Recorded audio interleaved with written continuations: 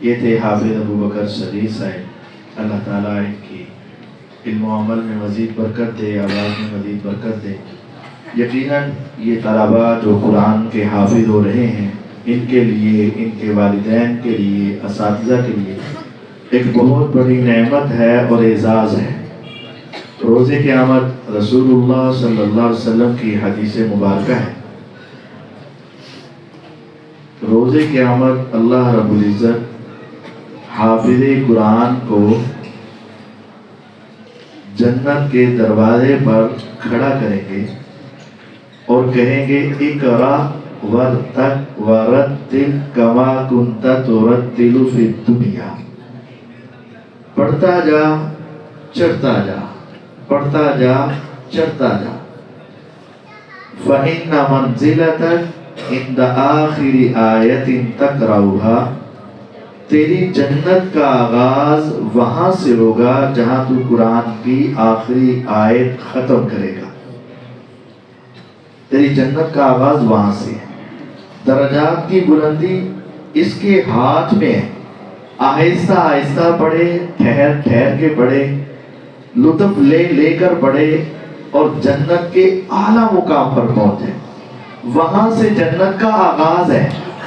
اور اللہ تعالیٰ فرماتے ہیں والذین آمنوا واتبعتهم ذریتهم بإیمان الحقنا بهم ذریتهم وما ألتناهم من عملهم من شیء، اگر والدین اور اولاد دونوں جنت میں چلے گئے اور ان میں سے ایک کا درجہ بلند ہوا تو ہم نیچے والے کو بھی اٹھا کر اوپر والے کے ساتھ ملا دیں گے۔ تو یہ طلباء، یہ بیٹے، یہ بچے جو قرآن کے حافظ ہیں، انشاءاللہ جب اونچے محلات میں ہوں گے تو وہاں اللہ رب العزت والدین کو بھی وہ درجہ اور مقام عطا فرمائیں گے۔ لیکن شرط یہ ہے کہ پڑھتا جا اور چڑھتا جا، اور اگر اسے یاد ہی نہ ہو، اسے یاد رہے ہی نہ، تو پھر وہ کیسے پڑھے گا؟ تو ان بچوں کو یہ نصیحت بھی ہے کہ وہ پڑھیں اور یاد رکھیں اور اس کو پھر لے کر آگے چلیں۔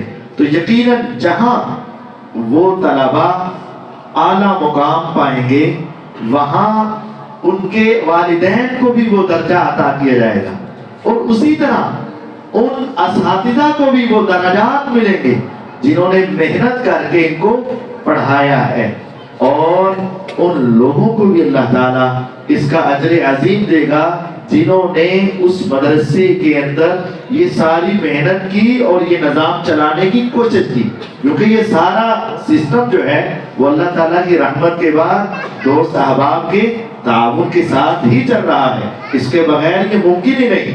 آپ تصور کریں کہ ایک گھر چلانا کتنا مشکل ہے آج کل کے دور میں، اور 1200 سے 1300 افراد کی روزانہ کھانا، 800 افراد دوپہر اور صبح و شام، روزانہ 12 سے 1300 افراد کا کھانا، یہ اللہ کی رحمت سے یہاں پک رہا ہے۔ 67 استاد ہیں جو یہاں تعلیم دے رہے ہیں، 10 افراد کا عملہ ہے جو کوئی سیکیورٹی گارڈ ہے، کوئی خادم ہے، کوئی باورچی ہے، جو یہ سارا نظم چلا رہا ہے۔ تو اللہ تعالیٰ کی رحمت اور توفیق سے ہی یہ سارا سسٹم چل رہا ہے۔ ہمیں بڑی خوشی کی بات ہے کہ ہمارے درمیان بھائی نعیم حنیف صاحب، حاجی حنیف صاحب کے بیٹے تشریف فرمائے ہیں، جو کہ ایگزیکٹو ممبر ہیں چیمبر آف کامرس کے۔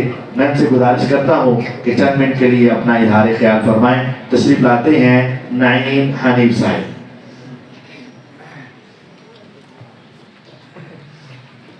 بسم اللہ الرحمن الرحیم۔